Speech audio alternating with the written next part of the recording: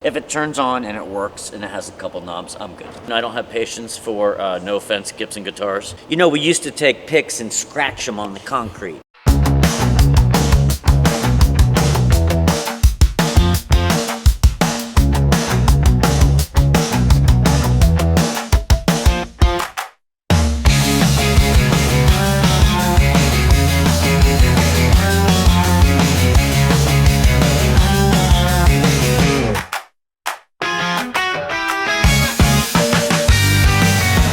Oh, hey, I'm Christopher Thorn from Blind Melon. Come check out my gear. Right here is this has been my main guitar for many, many, many years. I think it's a 70, people would probably know more than I would, 78, I believe, Telecaster. Tele Customs always for me because I love the humbucker. In addition to the single coil, to me it's two guitars in one. This has been my main baby for a really long time, since honestly the early 90s. Yeah, so the reason for this guitar being two guitars in one for me is I can get a fatter solo tone on the humbucker. You know, just a thicker sort of single note guitar solo sound. And this is just great for stuff that you just want to, like, you know, split your head into. This has a much more aggressive, high-end sort of, you know, that perfect telly sort of. But if I want something warm and buttery, this is actually perfect. So this is the reason why these are the only tellies I play. Always with a humbucker in them, and I got a few of them. No, you know what? I'm a bit of a purist when it comes to, I'm a purist and I'm also lazy in the sense that I just figure if I buy a perfect classic guitar, I really don't need to really swap it out. I know some people get into that and change pickups. I'm just not that guy. I buy a guitar, if it feels good, I keep it. I usually rarely change out anything. We're at full blast at all times, I would say. I have a volume pedal over there if I need to back stuff off, but for the most part these are wide open, and these are three different sounds really, because this is obviously the combination, which is thicker but not as fat and thick as this. This is really fat and thick. You can really feel this when you kind of switch it up to there. But yeah, it's just been a workhorse. It's great. It stays in tune. I don't have patience for, no offense, Gibson guitars, G strings that never stay in tune. I just have no patience for them. So I play Fenders. I've jumped around a bit on strings. I have to say that I had a great company called Cleartone, which is one of the guys from the Everly Brothers who passed away. I started this company called Cleartone. I used to use those for the longest time. Lately, I just got turned on to these Paradigm strings. Yeah, it's the Paradigm version of these, which is Ernie Ball. And the reason why I love them, I love old strings. I don't love the risk of breaking a string in the middle of a show, but I'll take that risk because I like strings that feel old. I hate the way brand new strings feel. So I just got turned on to those Paradigm strings by Ernie Ball, and they feel like when you put them on, they feel like they're already 4 days old. You know what I mean? And that just changes everything for me. I don't like when they're slippery. I like to be able to, I like them to have a little bit of skin crust on there so that when you go to grab and bend, you have something to grab onto, you know what I mean? Those are my strings, but honestly, I'm not super picky, although the Paradigm have been my new favorite strings. This is standard tuning, straight up. This, on this run right now, is going to be open E, E, B, E, G sharp, B, E. And these are for songs like, you know, what's on our set list for these, like Soup, Paper Scratcher, you know, songs like The Duke and Drive. All those songs I kind of wrote in open E for a while. So these are all open E. And this is just a song called Way Down and Far Below. It's the only guitar I have that has a whammy bar. And this, but you could see the checking on this, which is crazy. I mean, this guitar is so checked from the, see that? And this guitar I bought the day or around the first couple days Blind Melon got signed. We were lucky enough to have a gear budget, went to the store and bought this guitar, brought it home, and it immediately fell.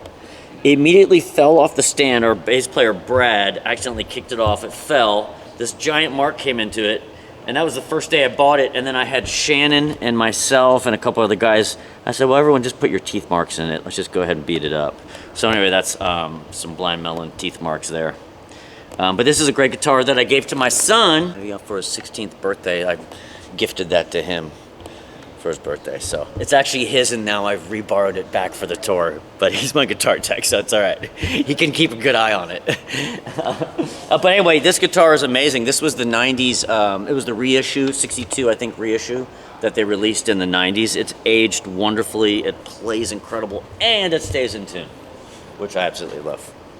So that's all I'm bringing out for now. I also have a mandolin for change that I bring out, and this is just, you know, a cheapie in the sense that it's a an Epiphone, but these sound fantastic. I've had this since, you know, probably the 90s too. I have nicer mandolins at home that I keep in the studio, like older ones from the 20s and stuff, but this is just a great road dog, you know, cheap, cool mandolin. Here's my Supro that I use on, I'll bring this out. This is my Supro that I pull out for mouthful of cavities. And I'm not sure what year this is, but this came with a tiny little Supro amp with an 8-inch speaker. It came as a pair, which is probably my #1 amp I use in my studio every day. That little Supro with the 8-inch speaker, there's nothing better. It's the biggest guitar sound ever. And like I said, it came with this. And this has been my main touring lap steel, which is nice. You know, obviously it has these on it, so you can pull them out, pack it up. And that's also tuned to open E major. There's a song or two, sometimes I use it on stuff and I'll tune it to open E minor. But either way, it's an open E. Open E. Let's see what else I got over here. Here's my 1954 Martin that I actually tour with, because I've written more songs on this, and this usually goes to the hotel room with me. So this is the 0017, I think they call these. I just forget. But anyway, I love parlor guitars. They fit my body better. They feel good when you're laying in bed. You can play them, you know. But anyway, that's been on the road with me for years, and I probably wrote more songs on this guy too, just because it's with me at all times. So yeah, I want to say this red Tele, once again, the same configuration, pickup configuration. You got the humbucker, got single coil. This is obviously a maple neck as opposed to the rosewood neck on that one. And I have one more Tele that's at home that's similar to this one.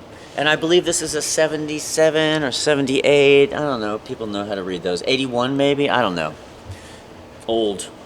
I've had this forever too. This guitar has been with me since the early 90s. Actually, I probably bought this in Los Angeles.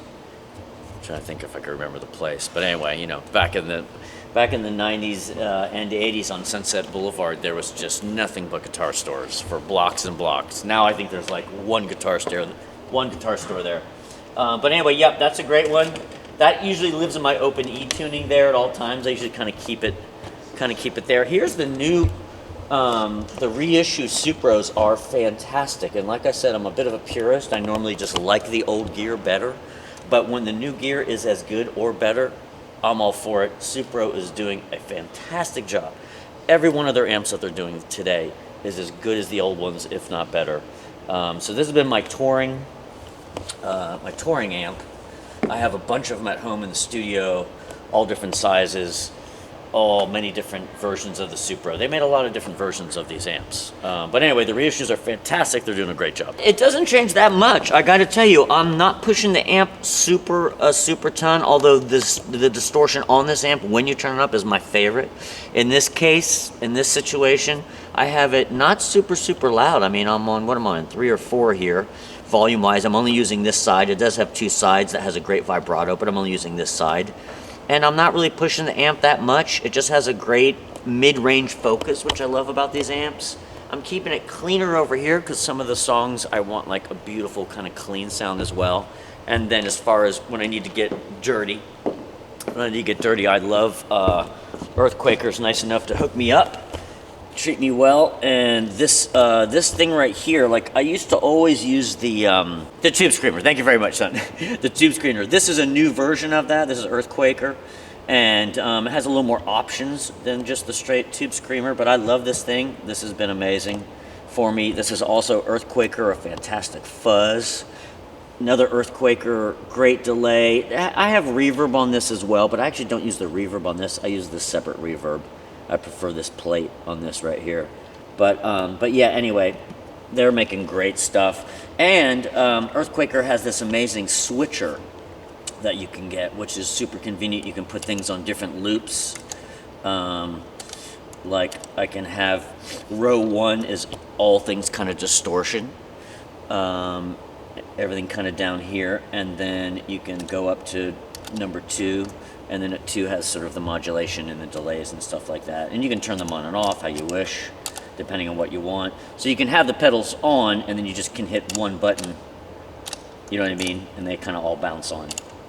So, but anyway, just a really good convenient way to sort of route things. It also cleans stuff up. It has buffers in there and things that are beyond my pay grade that I don't totally understand. I just know you're supposed to have some buffer at certain times, and I'm not a nerd when it comes to this stuff. I'm really not. I mean, I love it, but I'm just not. I'm not as nerdy as I probably should be when it comes to gear.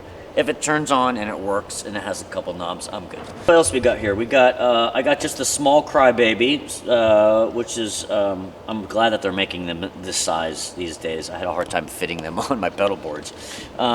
This is just the standard compressor, and I use this a lot for finger picking stuff. I notice if I have to finger pick without a compressor, it just doesn't feel together. It doesn't feel glued together, I would say. So this compressor is something new I brought on this tour. Once again, TC Electronics. I just love a great little plate. A plate reverb is my favorite, so I got a little plate going on that. Actually, you know what? No, I'm going spring. Actually, I like spring too. Spring or plate. I'm gonna go spring.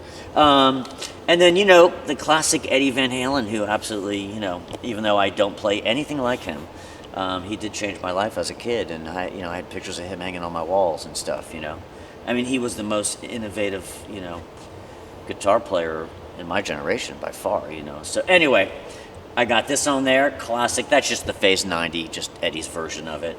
And this is a great vibrato pedal, and I'm trying to think, I don't know much about it other than my friend Rick Nelson from the Afghan Wigs loaned it to me, and it was a friend of ours named Rick Rosser, Dave Rosser, who passed away and used to play in the Afghan Wigs. This has been on there since I do some touring with the Afghan Wigs, so that's been a leftover from those tours. And what do we got? Volume pedal here. That's about it. Sometimes I'm noisy and I just want to be able to, you know, roll back some of that, go quiet. But yeah, I don't have a ton of stuff, and it's pretty simple. Some of the stuff barely gets used. I don't think I've been using the fuzz so much on this tour. Sometimes I just boost and push into the amp more because I want that sound more than just a straight fuzz.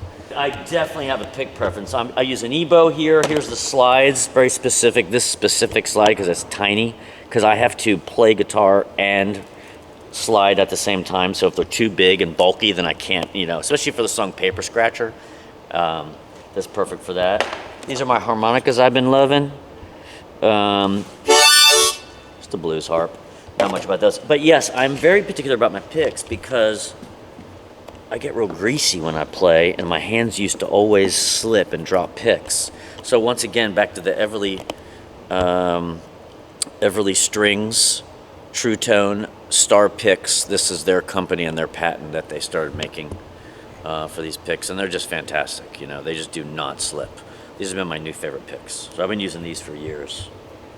Can't play without them. You know, we used to take picks and scratch them on the concrete and try to make them, you know, so they had a little something. So those guys just said, well, we'll figure that part out. There we go. That'll work right there. And it does. These are great. Love these. I guess that's about it. I guess that's all my, for the most part, the gear that's on the road with me, I would say. Obviously, a lot more stuff at home, but this is what I'm willing to take out.